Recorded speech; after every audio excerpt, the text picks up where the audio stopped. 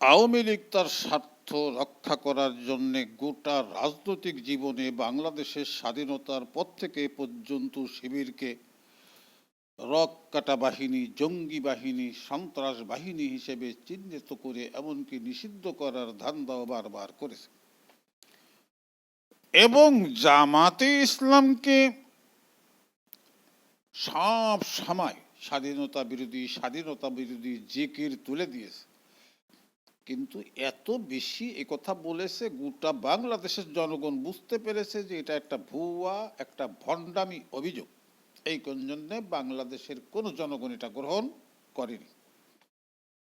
এখন দেখতেছি ওই পুরাতন কিসসা কাসুন্দি ঘেটে বিএনপির বড় বড় নেতা ওই একই অভিযোগ করতেছে।